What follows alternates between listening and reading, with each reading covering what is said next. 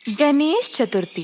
एक बार रामपुर नामक एक गांव में सारे लड़के गणेश चतुर्थी की तैयारी को लेकर उत्साहित थे। स्कूल खत्म होते ही सारे लड़के चंदा जमा करने के लिए निकल पड़े गणपति की मूर्ति खरीदने।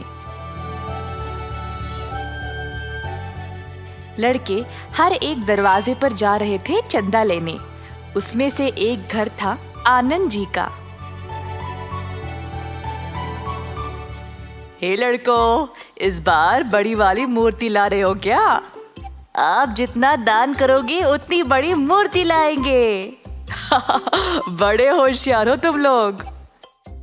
आनंद की पत्नी आई पैसे दान करने के लिए। तुम सब लोग चंदा तो ले रहे हो सबसे, पर क्या तुम जानते हो कि गणेश चतुर्थी मनाया क्यों जाता है? इस दिन पर हम गणेश जी का जन्मदिन मनाते हैं। ये तो सही बात है, पर गणेश जी का जन्मदिन कोई साधारण उत्सव नहीं है। पार्वती देवी ने गणपति को बनाया है। शिव भगवान की अनुपस्थिति में पार्वती ने चंदन के मिश्रण से गणपति को बनाया और उसको पहरेदार की तरह रखा जब वह स्नान करने गई।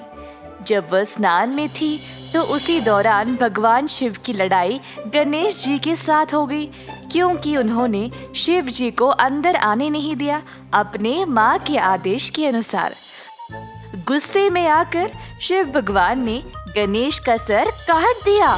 जब पार्वती ने देखा तो उसने काली माँ का रूप लिया और पूरी दुनिया को नष्ट करना चाहा। सब लोग परेशान हो गए और शिव भगवान के पास गए ये विनती करने के लिए कि वह काली माँ के गुस्से को ठंडा कर दे। फिर शिव जी ने अपने लोगों को ये आदेश दिया कि उस बच्चे का सिर लेके आए जिसकी माँ ने उसको छोड़ दिया है। लोगों को सबसे पहले एक हाथी का बच्चा ही मिला, तो उन्होंने हाथी के बच्चे का सिर काटा और शिव जी के पास ले आए। शिव भगवान ने तुरंत सर को गणेश जी के शरीर पर रख दिया और उसको वापस जीवित कर दिया।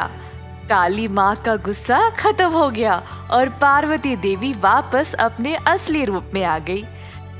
सब देवताओं ने गणेश जी को आशीर्वाद दिया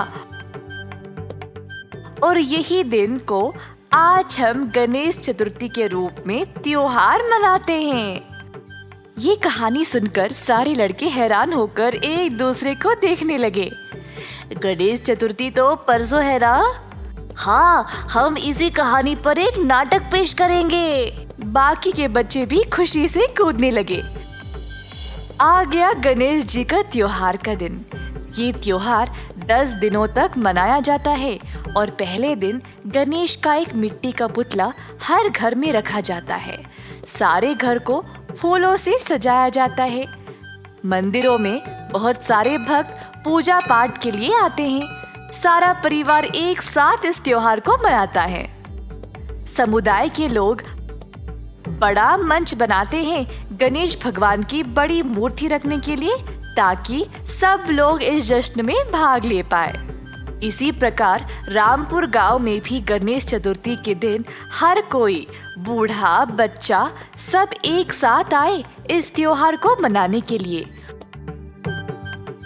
उन्होंने एक बड़ा सा मंच बनाया और उसको सजाया और गणेश भगवान की एक बड़ी सी मूर्ति को उस मंच पर रख दिया।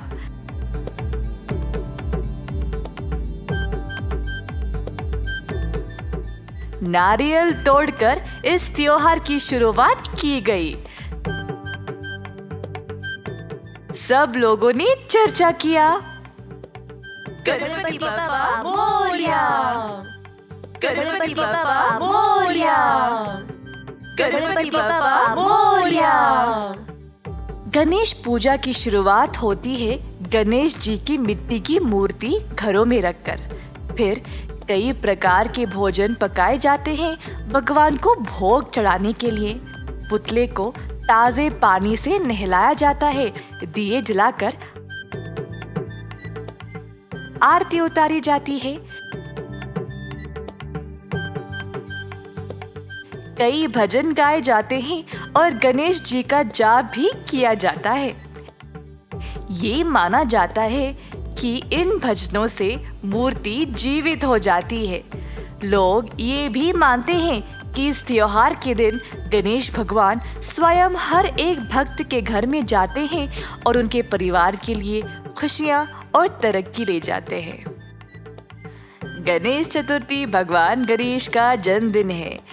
ज्ञान, समृद्धि और सौभाग्य के भगवान, बोलो महाराजा की जय। अगले 10 दिन नाच गाने और पूजा पाठ में बीत गए। आखिरी दिन पर भगवान गणेश को बाहर लिया गया।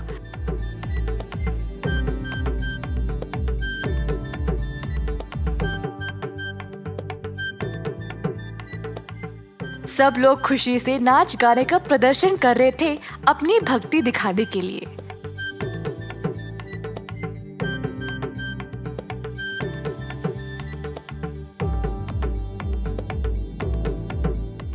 अंत में गणेश जी की मूर्ति को पानी में विसर्जन किया गया और सब लोग प्रार्थना करने लगे।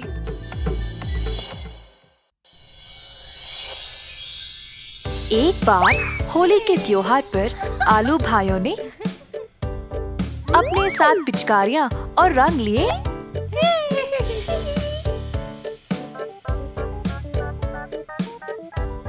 और बैंगन के पास गए।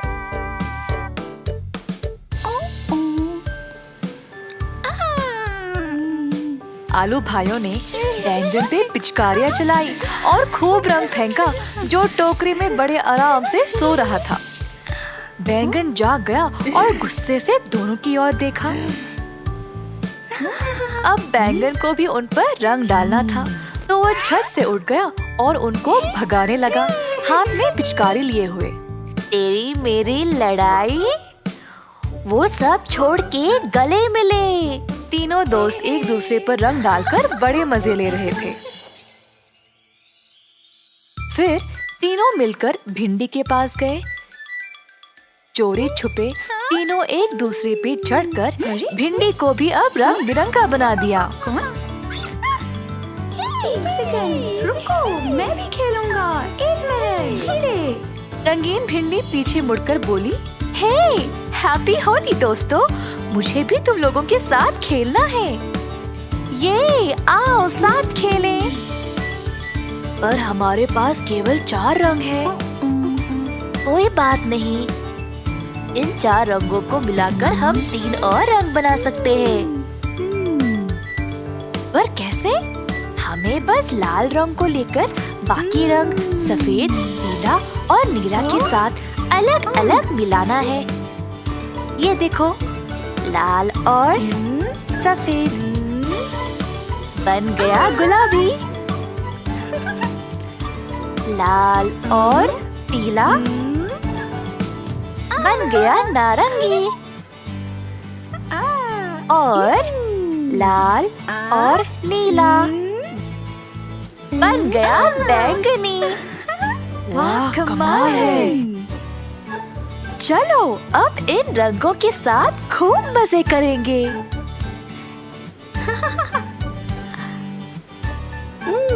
लगता है तुम सब लोग बड़े मजे कर रहे हो। वैसे तुमको पता है क्या कि होली का त्योहार क्यों मनाया जाता है? हाँ, होली जिसको हम रंगों का त्योहार कहते हैं, पूर्णिमा के समय पर मनाया जाता है। कई प्रकार के रंग और पानी एक दूसरे पर डालते हैं, गाना बैंड बाजा के साथ साथ, जो बुराई पर अच्छाई की जीत का प्रतीक है। हाँ, और होली के रंग फूलों से बनाए जाते हैं जो कुदरती है और हमारी त्वचा को भी हानि नहीं पहुंचाते, क्योंकि इसमें कोई रसायन नहीं है। होली के त्योहार के पीछे एक कहानी है। एक अभिमानी महाराजा हिरण्यकशिपु की, उनकी अनोखी शक्तियों के कारण उनको यह भ्रम था कि वही भगवान है। सबके ऊपर जोर डालते थे कि उन्हीं की पूजा की जाए। हालांकि महाराजा के खुद का पुत्र प्रहलाद इस बात के विरुद्ध था। फिर प्रहलादा की बुआ होलिका ने उसको छल से अपने साथ चिता में बिठा लिया, दंड के रूप में महाराज के विरुद्ध जाने पर। होलिका ने सुरक्षात्मक दुपट्टा ओढ़ा हुआ था, परंतु आग के जलते ही दुपट्टा प्रहलादा पे लिपट गया और होलिका उस आग में जलकर नाश हो गई। उसी समय विष्णु भगवान प्रकट हुए और हिरण्यकशिपु का भी अंत कर दिया। होलिका को जलाने वाली आग हिरण्यकशिपु पर प्रहलादा की और बुराई पर अच्छाई की प्रतीकात्मक जीत की याद दिलाता है। हाँ, और होली के त्योहार पर सब लोग रंगीन पानी में भीगकर राधा और कृष्ण भगवान का अमर प्रेम के जश्न को भी मनाते हैं। वाह, होली के पीछे इतनी बड़ी कहानी। केवल यही नहीं, होली सजीवता और तीव्रता का त्योहार भी है। यह एक बहुत रमणीय त्योहार है। यह क्षमा का दिन है, दोस्ती का दिन है और समानता का दिन। आप सबको होली की शुभकामनाएं। रामनवमी। एक सुबह परिवार के सदस्य घर को फूलों और पत्तों से सजाने में लगे थे। पिंकू बहुत उत्सुक था और खुशी से अपने पापा के पास गया, जो दरवाजे पर फूल लगा रहे थे। पापा, आज क्या खास है? आप घर को इतने सुंदर तरीके से क्यों सजा रहे हो? तभी माँ आई प्रसाद लेके और बोली, बेटा, आज रामनवमी है, भगवान राम जी का जन्मदिन। तभी नीलू आई पिंकू के पास और पूछी अगर वह उसके साथ इस त्योहार पर मंदिर चलेगा। वैसे रामनवमी का महत्व क्या है? हम इस दिन को क्यों मनाते हैं? उस समय बालू आया श्री राम जी की पोशाक में। मैं बताऊंगा कहानी, मैं बताऊंगा। पिंकू और नीलू बालू को राम जी के भेष में देखकर हैरान रह गए। वाह बालू, तुम बराबर भगवान राम की तरह लग रहे हो। ओह, धन्यवाद। अच्छा ठीक है, मैं रामनवमी की कहानी सुनाऊंगा। कई साल पहले रहते थे महाराज दशरथ, जिनकी कोई संतान नहीं थी, जिसकी वजह से वे परेशान थे। संत वशिष्ठ ने उनको ये सलाह दी कि वह यज्ञ पूजा करे और उनको 4 पुत्रों का वरदान मिलेगा। जल्द एक दिव्य व्यक्ति यज्ञ की आग से निकल आया, हाथ में मिठाई की थाल लिए हुए।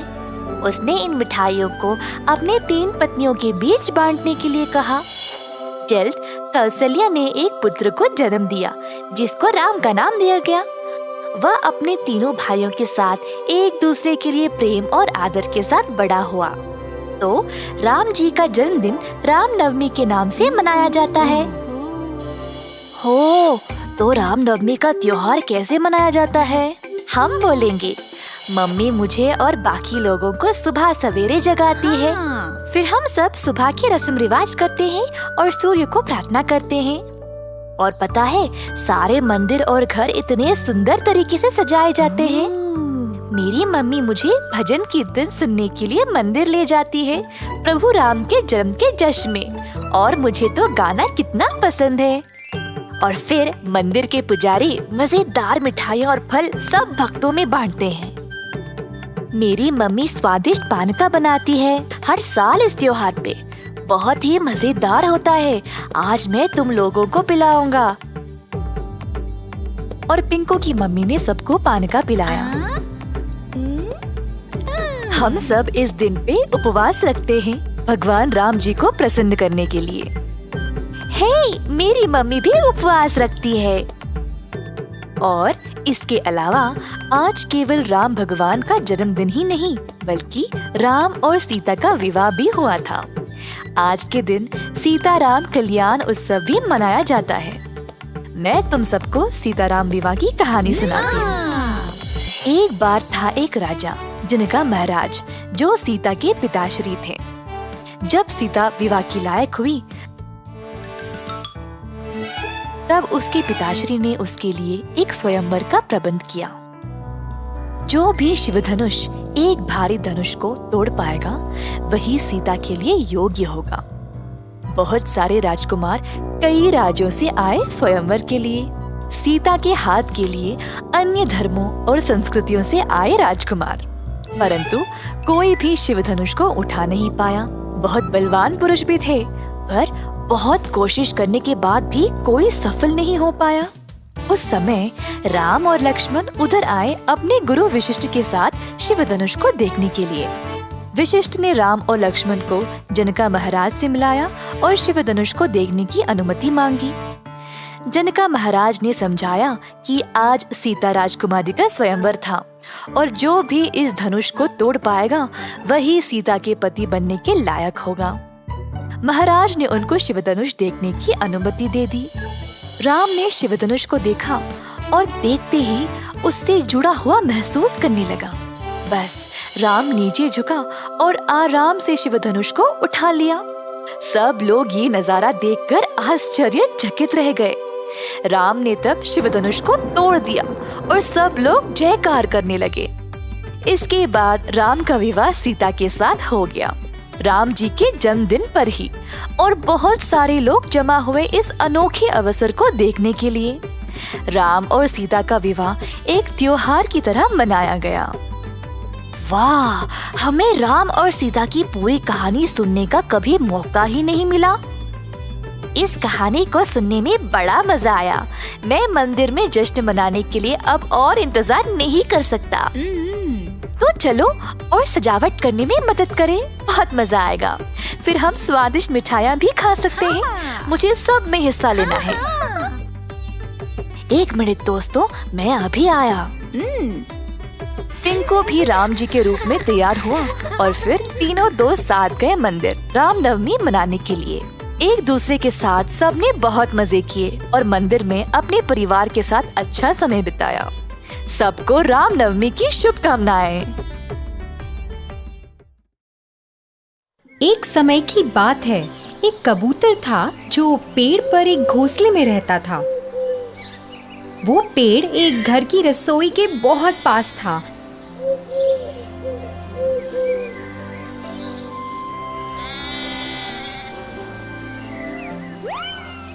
और उसमें काम करने वालों को कबूतर बहुत पसंद था। वो लोग अक्सर उसे दाना डालते थे और उसका खूब ख्याल रखते थे।